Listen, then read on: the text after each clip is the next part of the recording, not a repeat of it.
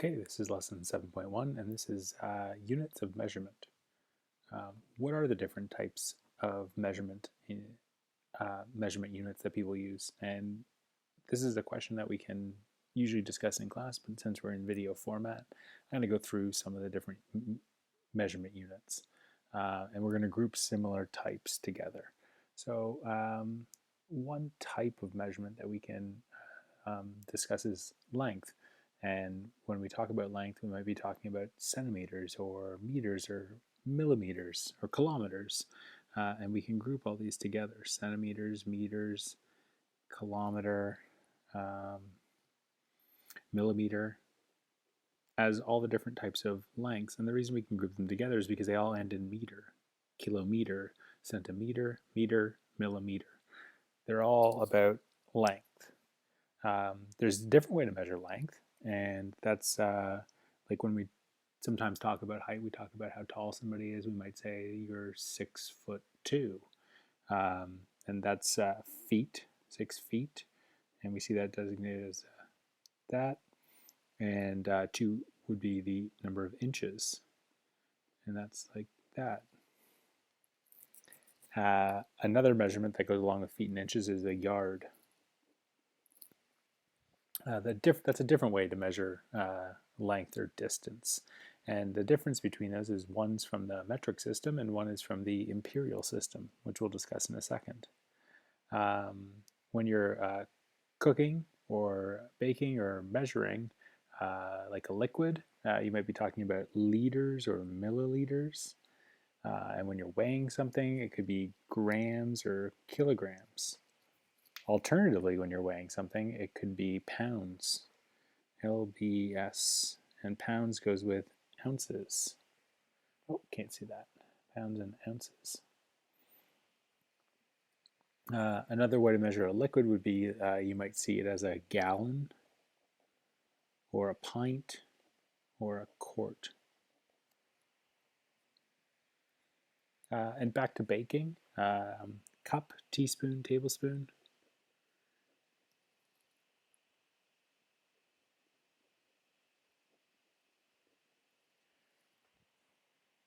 And finally, temperature, Fahrenheit,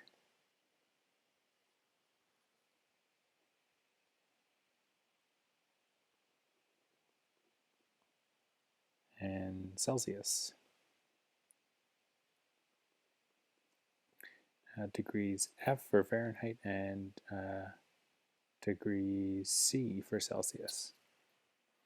And when we compare these, sometimes we're talking about a metric measurement, sometimes we're talking about an imperial measurement, and in Canada we use the metric system. And this system of measurement is all in units of base 10.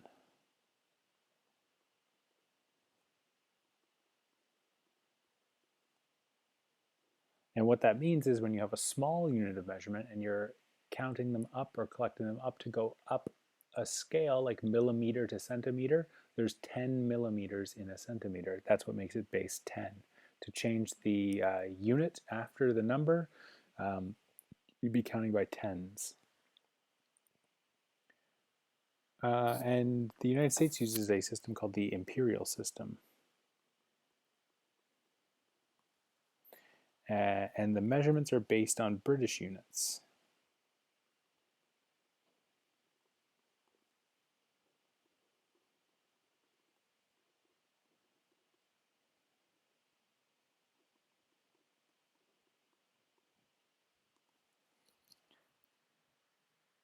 So we kind of touched on this last topic, categories of measurement, and there's 4 general categories. There's length, volume, weight or mass, and temperature.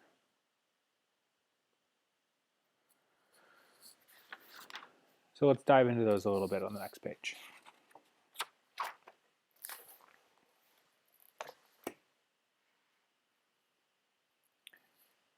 So it says review the following list of measurement units and decide which category the measurement belongs to and whether it is a metric measurement or an imperial measurement. What we're going to do is we're going to go down the list and we're going to group, well, let's do one whole column. And then I'm going to leave the other two columns for you to group, and you'll need to check the answers on the course website to make sure that you are able to sort them all. It might require a little bit of research if you're not sure, but just Google the word, and if it pops up metric or imperial, you can sort it into the right column. So let's take a look here. Millimeter, that's a length measurement, and that's in the metric system. So our first one, millimeter, mm. And ton, that's a weight measurement, T-O-N, ton, or T-N. That is a imperial ton. Ton, T-O-N-N-E, with a T, is a metric mass. Quart is measuring a volume. I'm going to have to scroll down to the table here. But I'm just going to keep going down the left side of the list. Quart QT, that's an imperial measurement, and that measures volume. Same with ounce. Ounce is an imperial measurement, but this time it's measuring weight. Now there's also something called a fluid ounce, and that would be measuring liquid, so that'd be a volume. Kilometer, km, that's a metric length. Inch is also a length, but that's imperial. And tablespoon, TBSP, is a volume measurement, and it's imperial.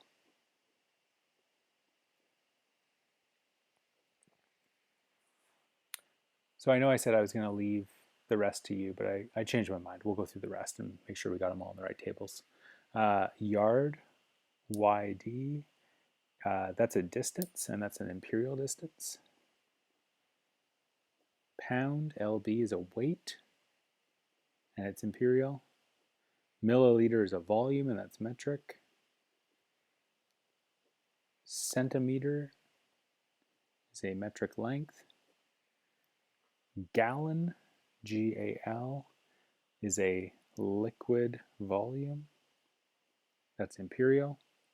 Pint is also, PT, a imperial volume. Gram is mass, and that is a metric measurement. Foot is a imperial distance or length. Degree Celsius is a metric, which leaves degree Fahrenheit as our imperial. I know I jumped ahead there, but let's get them sorted. Kilogram is a weight, and that's a metric weight. Teaspoon, TSP, is a volume, imperial. Fluid ounce, there it is. Fluid ounce is a volume, and it's imperial. Liter is a volume, but it's metric. Mile is a distance, imperial. And cup is a cup. Cup is definitely imperial. It would be, sorry, a volume. And there we have it. We've sorted the entire list. What you might notice about metric is that they pick kind of one unit and then just change the prefix in it. For example, length, meter is the word, and then we have centimeter, kilometer, millimeter. For weight, it's gram, and then we have kilogram. We could also have milligram or, well, centigram. Generally don't use that one. But again, it's just the prefix changing. Volume is liter, and then milliliter. You could have a kiloliter. And yeah, that's how you can kind of tell the metric ones, and then the imperial ones all don't really follow that same numbering or naming mechanism.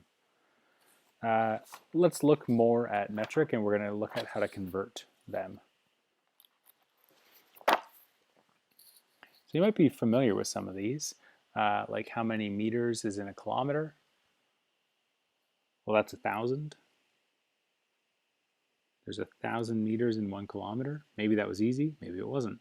How many centimeters would be in a kilometer? Well, that one's a little bit trickier. That one's 100,000. And finally, how many meters would be in a millimeter? Well, that's tricky because a millimeter is smaller. So it's actually 0.001 meters in a millimeter. That one must be pretty tough. Trying to figure these out, you can actually figure it out using a method called the staircase method, which I'm going to show you in a second. But since the metric system is based on powers of 10, it's easy to convert between units. To change from one unit to another, you either multiply or divide by a power of 10. So for example, to go from meters to centimeters, we would be multiplying by 10 to the exponent 2. Why it's 10 to the exponent 2? Well, I'm going to show you. These conversions take some memorization, but fortunately there's a quick way to remember, and it's the metric stairs. So if you were making a survival guide, you might include the metric stairs on your survival guide. To move from left to right, going down the staircase, you would multiply by the power of 10 based on how many number of steps you moved down. So if you went down 3 steps, you'd be multiplying by 10 3 times. Or you'd just be moving the decimal to the right 3 times.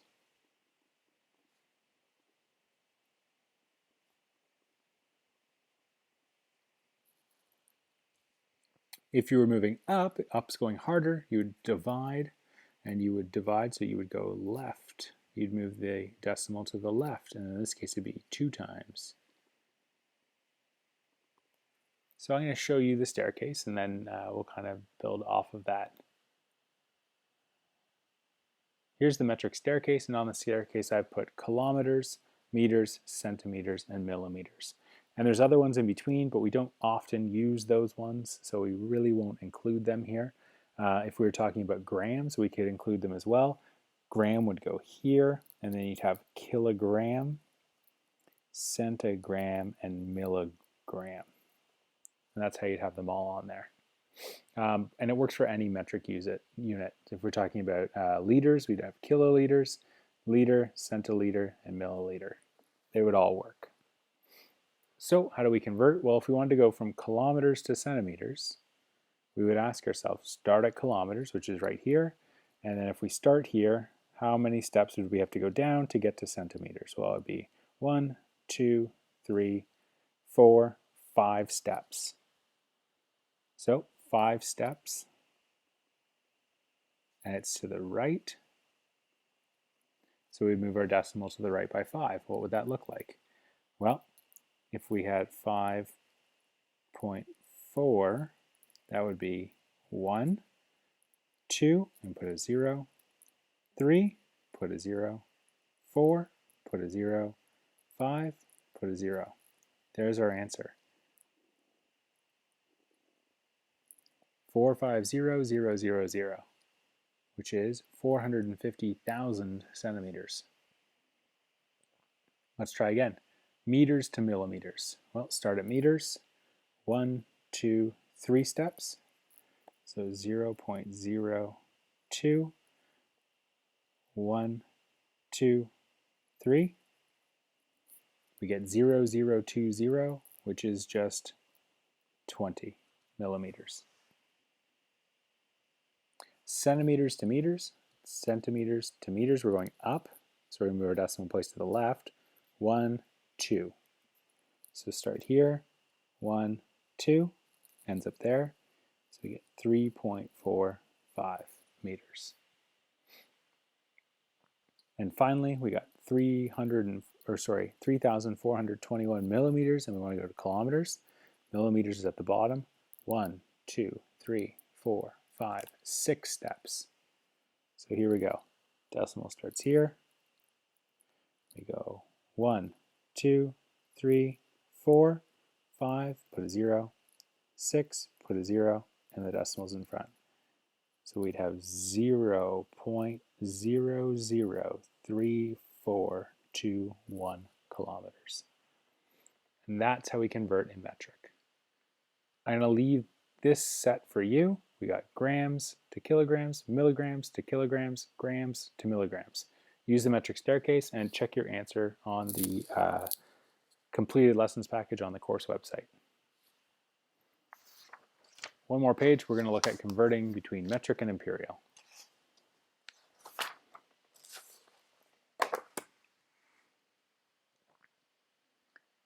So here we have a conversion table, and this shows you how many Metric is in 1 imperial. For example, if we're talking about distance, 1.6 kilometers is equal to 1 mile. 2.5 centimeters is equal to 1 inch. And these are all approximate, but we're going to use this table to do some conversions. When we convert, we're going to always multiply, and we're going to multiply by the ratio with the unit we want on top and the unit we don't want on the bottom. So what's that look like? Well, we take the units that we have, we multiply by the units we want, and we divide by the units we don't. So I'm going to show you what that looks like. Okay, 3 different color highlighters here. And we're going to do the A, B, and C set, and I'm going to leave D, E, and F for you. Kilometers to miles. So we're going to go look in our table for kilometers and miles. So we got kilometers and miles, that's our top row, so there's our conversion factor. So since we start with kilometers, 2.3 km, we're always going to multiply, and we're going to look at our conversion factor. We want to multiply by the units that we want. So we don't want kilometers, we already have kilometers, we want miles. So we're going to multiply by 1 mile. And then we're going to divide by 1.6 kilometers. And if we do this, we will get the right answer for our converted measurement. So here we go. 2.3 times 1 divided by 1.6. And we get 1.4375. And we're going to round to, well, let's go 1 decimal place, 1.4. And that's miles. And there we have it. Okay, let's try another one. We've got meters to feet. So we're going to look for the one that has meters and feet in it. That's this one right here. Our third conversion factor. We got 0.3 meters equals 1 foot. So we're going to convert this one using this conversion factor. So we're starting with meters, 15 meters. We're going to multiply by the units that we want. We want feet. So we're going to multiply by 1 foot. And we're going to divide by 0.3 meters. Kind of mess that up there. Let's fix that foot. Well, that doesn't look any better. Take one more shot at it.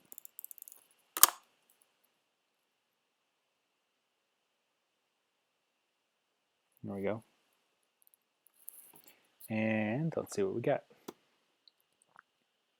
We got 15 times 1 divided by 0.3. 50. 50 feet.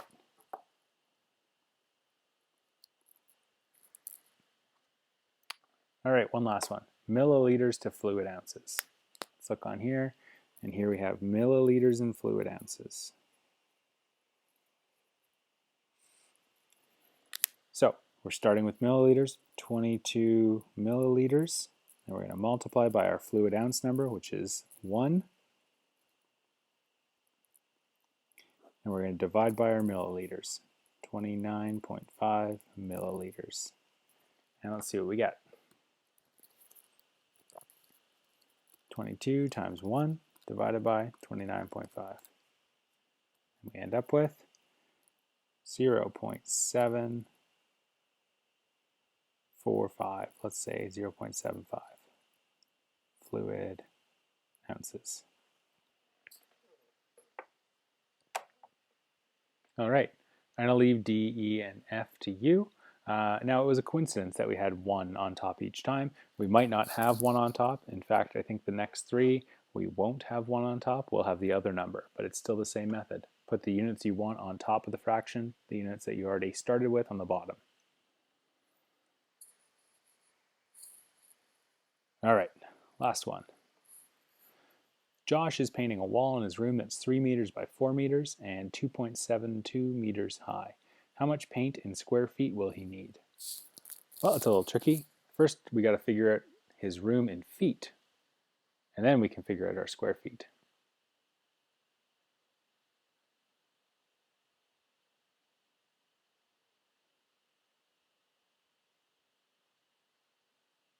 I'm going to modify this question to make it a little bit more straightforward.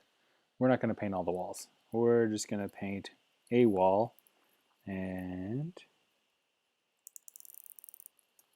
that wall is 3 meters by 4 meters. That makes the question realistic. 3 by 4. So, how much paint will he need? Well, first we got to figure out our feet. Right now we have a wall that looks like this, 3 meters, 4 meters. And we want to figure out the wall in feet. How many feet and how many feet? Well, let's convert. 4 meters and 3 meters. We know we're going to multiply by something. Well, let's go look at our conversion factor, meters to feet. There we have 0.3 meters is 1 foot. So we want feet. We're going to divide by meters. We want feet. We're going to divide by meters. And what did we end up with? Well, 4 times 1 is 4, divided by 0.3 is 12. That's not right. 13.3 meters. 3 times 1 is 3, divided by 0.3 is 10. I can do that one in my head. So we have, you do that in your calculator. I have 10 by 13.3. So how many square feet do we need? Oh, these are in feet, sorry. Well, that's an area. Area is just length times width. So it would be 13.3 times 10. We would need 133 square feet of paint. Well, if one can of paint can cover 300 square feet, let's change that to make it more realistic. 30 square feet. How many cans of paint will I need to buy? Well, if we have 133 square feet to paint, and we divide by 30 square feet per can, we'll figure out how many cans we need. So let's do that math. 133 divided by 30, we get 4.43.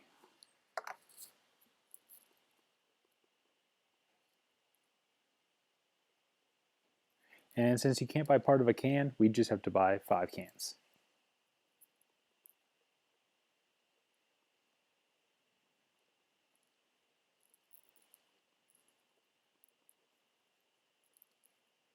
So we're going to have a little bit of leftover. If each can is going to cost $32.20, how much will we spend to paint the wall? Well, this part's going to be unrealistic, but $32.20 times 5 cans would be $161. That is an expensive wall. Okay, we did a lot in this lesson. We looked at some units of measure. We compared metric using the staircase. We compared imperial to metric using a conversion table. Now, a conversion table will be provided to you. Actually, it's in your lessons package. And it's also posted on the course website for Unit 7. It's part of the formula sheet. So the formula sheet will include all of our length and all of our area and volume equations, as well as our conversion factors. The staircase isn't on there, so you might want to add the staircase to your survival guide. You do not need to write the conversion factors on your survival guide. Okay, that's it. Thanks for watching lesson 7.1, and I'll see you for 7.2.